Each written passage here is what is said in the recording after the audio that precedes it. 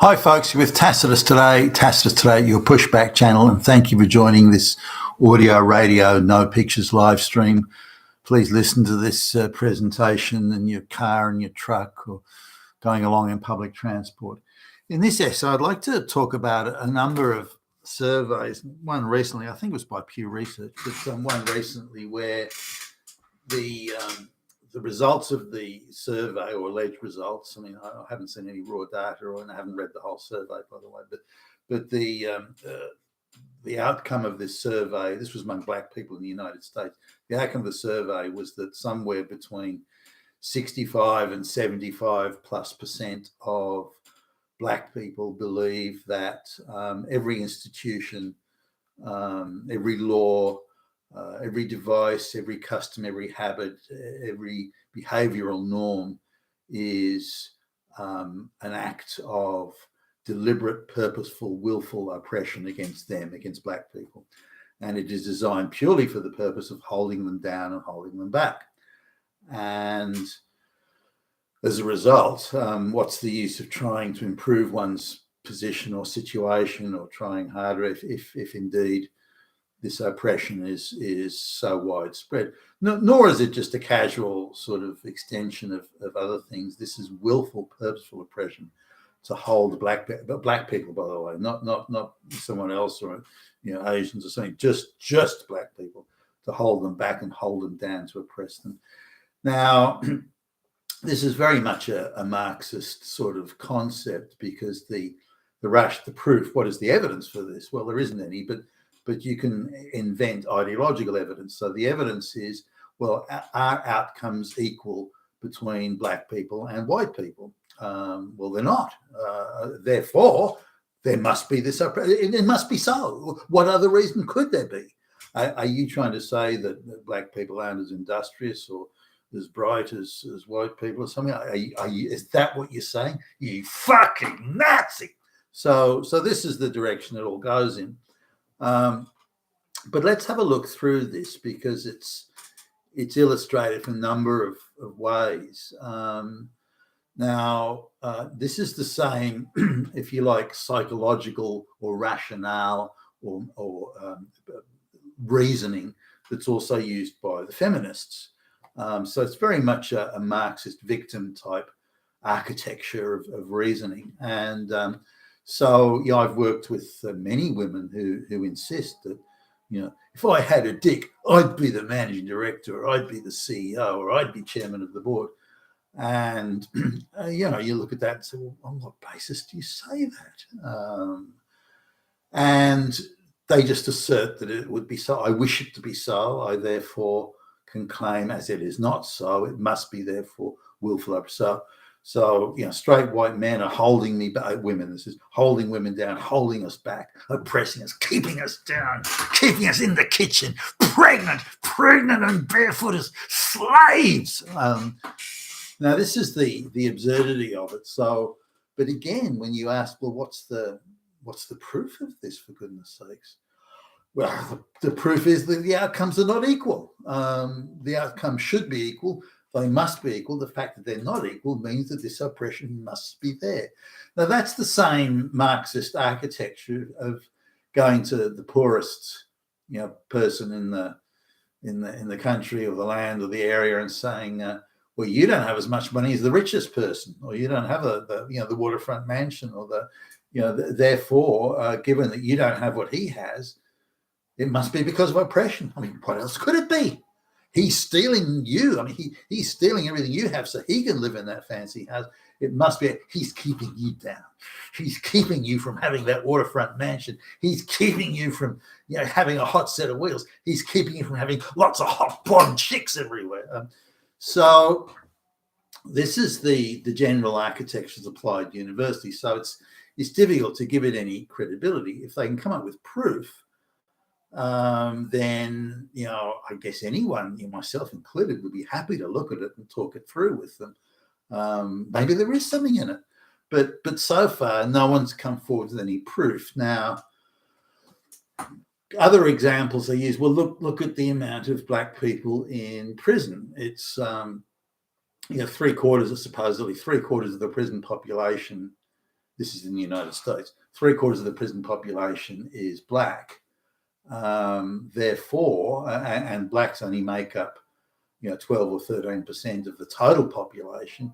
Therefore, blacks are heavily overrepresented as prisoners in the jail system.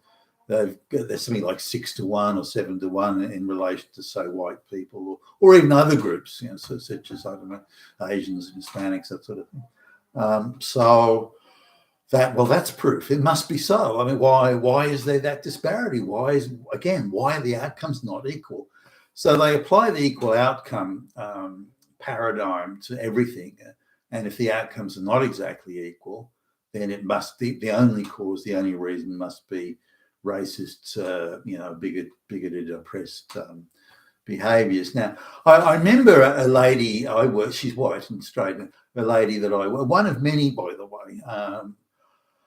I always get on pretty well with women, so in the workplace, and I've gotten so we work in this company now. She actually is an affirmative action hire, and she's got some bullshit.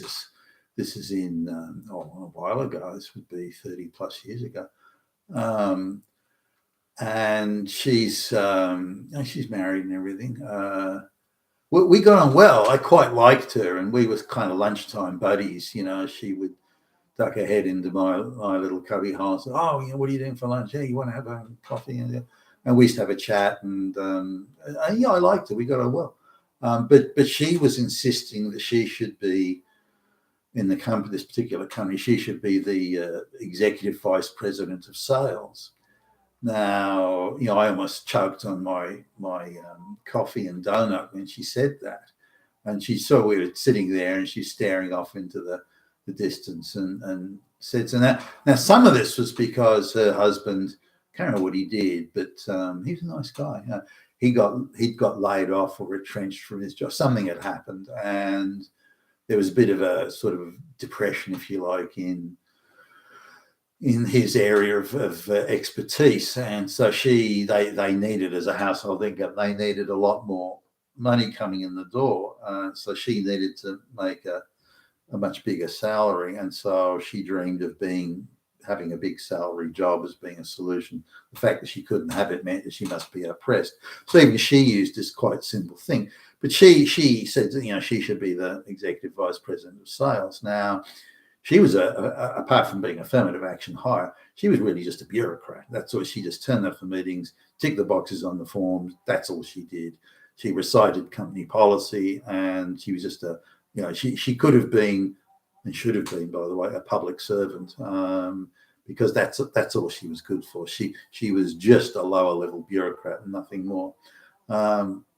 That doesn't mean that I didn't like her. I did, and we got on well. But was she suited for or qualified for even the role she was in, let alone a more senior role in the sales side or the business development side? She no, she wasn't. And with her mentality, there's no way she would be and could be, certainly in my view. But I think at the time I was sufficiently experienced and qualified to be able to make a pretty decent judgment on that. So, but she insisted she was. Now there's another lady. This is like jumping around a bit here, but in women I've known, she was a midget. She was like 4'9" tall, very frail, very skinny, an asthmatic. Was taking off a lot of time for health issues. Was constantly going to the doctor and the hospital and having medication, and so as an employee, she was. I thought the company was hugely indulgent in keeping her on the payroll. Very sympathetic and very understanding. Was her work of good quality? Not as far as I could tell, and she was away half the time anyway with illness. But given how tiny and frail she was, you wouldn't have put her into a position of authority on anything. She was just so frail and absent so often.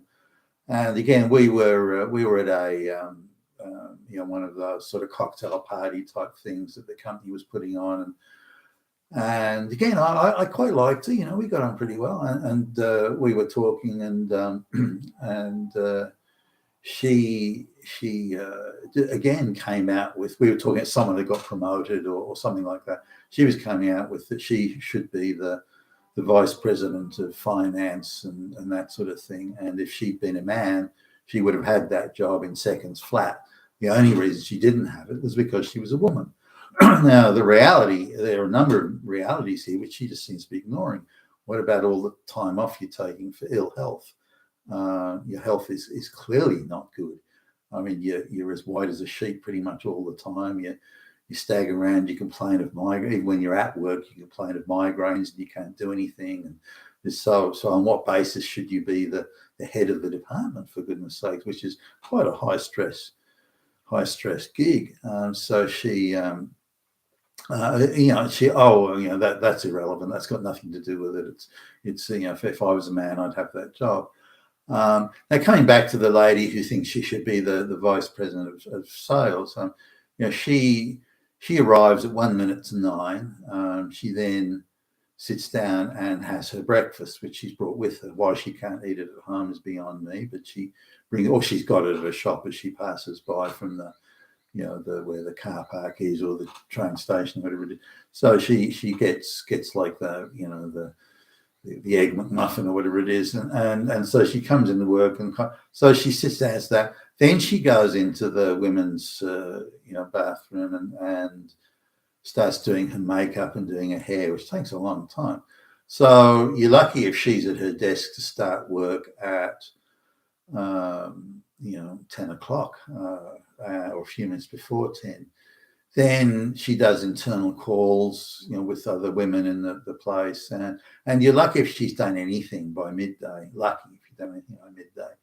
So now I'm aware of this, and again, she's an affirmative action hire. She doesn't know what she's doing. She's not qualified to even be doing this lower level job she's at. That doesn't mean again that I don't like her or I like having a chat to her. She's a very pleasant lady. So, but she insists that the only reason she's not that executive vice president of sales is because she's a woman and all these straight white males are holding her down. She points out statistically, saying, well, look, out of the 100 executive, for example, out of the 100 executive jobs in the company, only 2 are women, and one of those is the wife of one of the directors on the board of directors. So, that doesn't count. It's just a patronage gig. So there's really only one woman there. The rumor is that she's screwing the CEO. So that doesn't count either. So there's no women in the top 100 roles who are there on merit. Now she insists that she's kick-ass. She's a meritorious sort of worker. And again, on what basis do you claim this? And what have you done? What have you built? What have you created?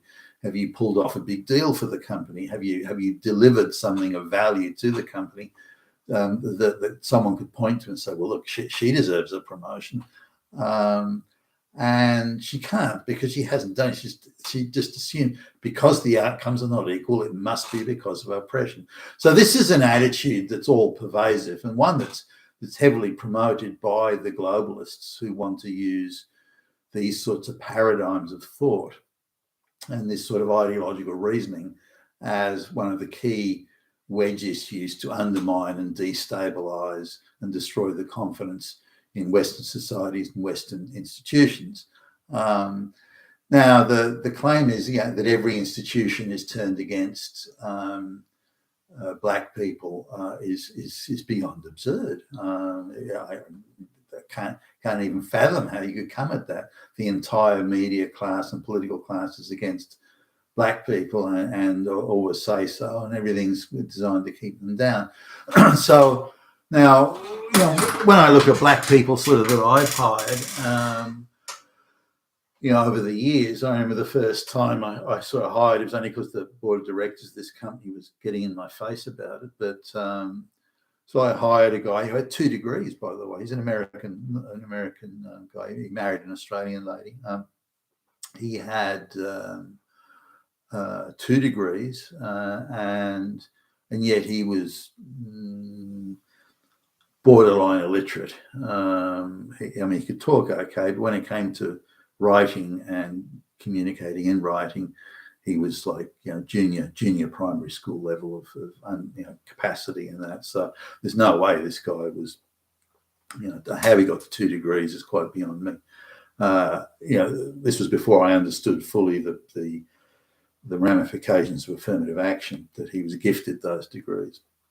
He was actually given a scholarship for them. And I think he was from New York or somewhere in New Jersey, somewhere around there. And he, the taxpayer paid for his degrees, so he had no debt or anything. So he was, I think he quit high school and sort of was running with street gangs, and according to him anyway. And then the government had a program where they paid his mother, she had 4 or 5 children, all from different guys, but paid his mother money if he would stay at school. So I think that was the deal there. So the high school, he was then affirmative actioned through senior high school, then affirmative actioned with 2 degrees into college. Now, this is before they had a widespread affirmative action program for employment of black people. Now, this guy didn't want some ordinary job, paying shit money in a retail store or something. He was shooting for the stars, this guy, but not in a realistic way. It was just an entitlement attitude rather than I've got a lot to offer. I've got skills. I'm a hard worker. I'm a reliable, da-da-da. Instead of that, he just sort of wished it to be so. And like so many people, particularly black people, he looked at the white guys going around with their fancy cars, and he used to say he used to drive round the wealthy neighborhoods this is in New York, and look at the houses. Oh, I want that house. I want a house like that. Without looking at the realities of, well, how do you do it? You can't get it just by wishing it or stealing it from someone. You need to actually do things of value, or inherit money, or something needs to be there so you can get that. But that leap of how do I go from here to there isn't something, it's too detailed, it's too complex. I don't want to think about it. I just want it. That's what it is. So anyway, he turns up. He's reasonably, very well. He was quite well dressed and quite presentable and well spoken, or well enough anyway. He didn't have that sort of Negro Black American street talk type jive talk accent that some of them have. So he, a lot of them do. So he came across well enough. Certainly out of, again, given I was under pressure to make affirmative action hires, I thought, okay, well, no, this guy will actually do quite well. I had to kind of create a job for him, one where he had a high likelihood of success, because it was obvious enough that if I put him into a situation where he was competing on a level playing field with the other people there, he wouldn't make it. That was my sort of grasp of things. So I thought, well, I've got to make which was a bigotry of low expectations, really. I thought he really can't make it in the real world. I got to create an easy job for him. But even that he couldn't do. He would turn up late. He would turn up not ready for work. He would say that he didn't have time to have get changed, to get dressed and have a shower. He had to go to the gym down the road to do it. And I haven't had time for breakfast. I need to get. And he was always going, the same as the girl, the woman who wanted to be the sales director. She had the same sort of thing, that same behavioral pattern. And so he would come in late, and then it would take him hours to get going. He was lazy. He wouldn't do the work he was supposed to do. And sometimes I think he didn't quite understand. He didn't want to say in case he looked stupid. But he also had a lot of problems with his wife. He wanted to go out all the time and spy on her because he thought she was having an illicit relationship with another man, and he had this constant paranoia, and then she was paranoid about him, so she would hide around the corner watching him, and fuck. His life was a mess. He lived far beyond his means, and they would go out for dinner every night, him and his wife, and she worked, but they would burn through the money, and I've mentioned this in other videos. Nor were they going to, like the takeout hamburger shop or something. They were going to decent enough restaurants in the area where they lived. They lived in quite a high rent area, so the rent they were paying was sort of more than they reasonably could afford, and they they had a car that they drove recklessly. I mean, things like he wouldn't put oil in the car, just that. So the engine would seize and it needed a new engine, and things like that. So you explained to him, well, you need to put oil in there. No, and he waved his hand, shrugged his shoulders, and I tried to sit down with it because he was always pestering me for a pay rise. In his cognizance, he was living beyond his means and getting into debt. Therefore, the company was obligated to pay him more and more money so he could feed his irresponsible spending habits. That was he perceived that, well, there's nothing wrong with that. I'm allowed to do that. And he had a general attitude, hey, if I do something that makes me feel good, why can it be a bad thing? You say it's a bad thing, white boy, but it makes me feel good. So why shouldn't I be allowed to do it? And if you try and stop me from doing it or restrict me or don't assist me in continuing to do these things that make me feel good, then you're oppressing me. You're holding me down. No. That's not how it works, buddy. If you go out for dinner every night, why can't you have dinner in that? Why can't you go and, like other people, why can't you go and buy groceries in the store and go home and cook it or something? Why do you have to eat expensively every night? And well, why not? It's only a small apartment.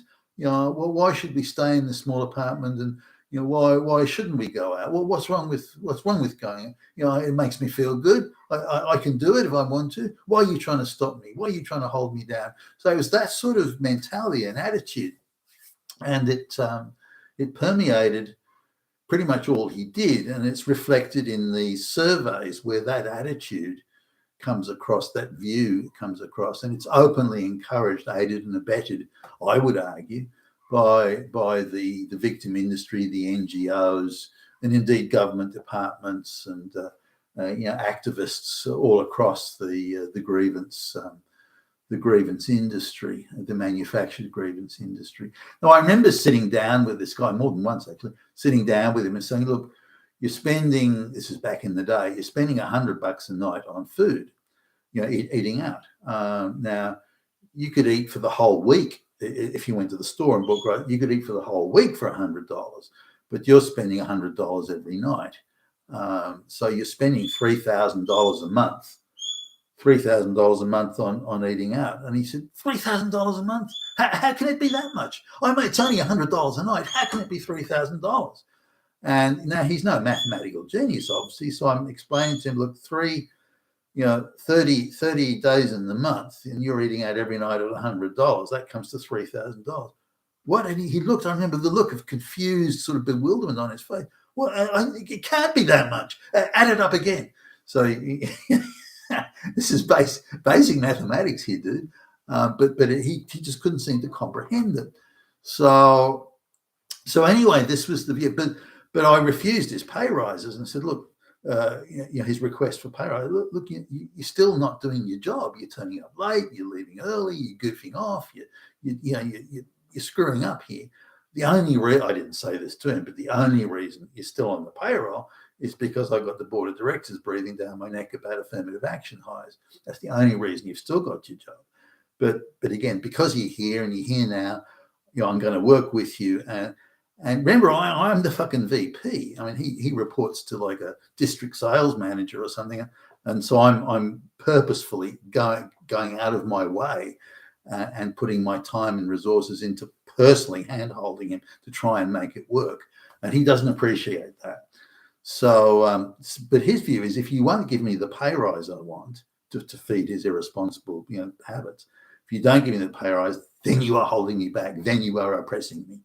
And this was really the mentality. So I had to explain to him, look, you're not getting, no one is getting the sort of favors that you want. No one here, no white person, no Asian person, no one is getting the favors that you're asking for. So why are you being oppressed and held down? Why are you being, if if no one else is getting these things, these favors that you want? And he couldn't answer that. Instead, so you could see his irritation, but he wanted to believe that the only reason he couldn't get what he wanted was because he was being held down, held back, and oppressed, not because he was being treated the same as everyone else. He just refused to even compute that, let alone. But he would then say things like, "Well, that guy, that guy over there, he's he's this is one of the other, his work colleagues. That guy over there's got a really nice car, and he's never short on money. He's always gone, well, okay, well, let's look at that then." He's very careful with his money. Johnny Boy or Billy Bob, whoever it was, Jimmy Jack, he's quite careful with his money. He's quite prudent with it. So he doesn't go out to eat. He hardly goes out to eat at all. He's got a very minimal, his entertainment expenditure is minimal, and that's why he's got enough to pay for that car. That's why, and he also lives in an area like paying rent that's cheaper than the area you live in. So he's saving on rent. He doesn't go out to eat. He doesn't have the same sort of entertainment expenditure that you do. So that's why he's in a better financial position. And again, he couldn't compute this. Well, why would he do that? Why would he not have a good time if he could afford it? Why would? Okay, well, you need to understand. Your question was, why does he have more money than you? And because he lives carefully and prudently. He goes to the store, buys his groceries, and so he's spending, a fifth, a sixth, or something of whatever you're spending on food, and that's why he's got more money. He's not being paid any more than you, other than his performance bonus. But remember, he arrives at 8 o'clock in the morning, and he's already organising his day. He's working. He doesn't leave until 6:30. He is a hard worker. You arrive at 9:10. You don't start work till 10:30. Then you goof around. You're always heading off and running around. And then you're leaving at 5 minutes to 5 when this guy's still. That's what. Well, he's just an idiot for spending too much time. No. He's putting productive time into working, so he makes more money and he's getting paid more through his bonuses because he works harder. And this black guy just couldn't get it. To him, it was all oppression. It was all being held back. Why should he make more money than me just because he works harder? That's just white man's law, white man's rules, white man's oppression. Why should I make less money than him just because I don't work as hard? Just because I don't do any work at all, why should I make less than that guy? So these are the attitudes that are taken. So the inputs to success are not sort of computed or understood or recognised, and because they're multiple steps down the track. I'll work hard today at school and get a good grades and a good degree because that'll pay off years from now. That's not how impulsive people think. They want I want this now.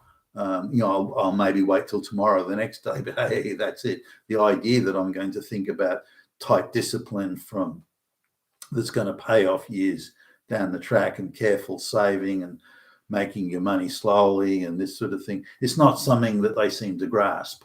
And so this is reflected in, well, if I can't have these things, then I must be held back. The other thing that comes across very often with minorities, and women and black people seem to think surprisingly similarly, actually, that this is if the outcomes are different, then it must be because of being held back and reduced. But also, why won't you share what you have? Women have this view that if they get together with a man who has a lot, that he must share it with them. He must. It's a requirement. And this is something that's borne out in divorce courts. Even a short relationship with a woman, the divorce courts will go chasing after the man to give generously to her, even after 3 or 4 months. The woman can take it into the family court and demand money, and typically get it pretty much all the time. And it's the same with the notion that the black people have is, well, the white people have so much, why won't they share it with us? And also you look at the same thing with, say, tribal Stone Age type people like the Indigenous Australians or even the Indigenous North Americans and so on. They very much have a view that, well, look at all you have. You should be sharing it with us, which, by the way, they would do in their tribal society. They will willingly share what they have with other people, but but they're not building and creating things. They'll go out and catch deer or something to eat, fish or something, I don't know, whatever, and they'll share that with you. But they're not building or creating. It's only what they can get their hands on right now they'll share. They're not sharing things that they've developed and built and invested time and energy and carefully husbanded. That's not what they share. And we need to understand that difference between what you can have now and what you've spent time and effort building. So this is coming back to the research there, the supposed research. Don't know how true it really is, that black people believe they are oppressed and held down, and that this is a valid concern that should be addressed by even more affirmative action and even more handouts and giveaways and so on. And they'll go back to slavery and all this sort of thing, but they don't answer why black countries in Africa, why are they dirt poor in basket cases? Why were the Australian Aborigines a Stone Age people when the white man showed up? And so these aren't questions that were answered, or questions that are even asked, let alone answered. So this is part of the wider discussion on this, and to me, it's just an expression of utter insanity. Yet the institutions that are supposedly so oppressive to the minorities, they're the ones that are desperately trying to push the notion that black people are oppressed and held down. It's insane. You've been with Tacitus today, your Pushback channel, and thank you for listening.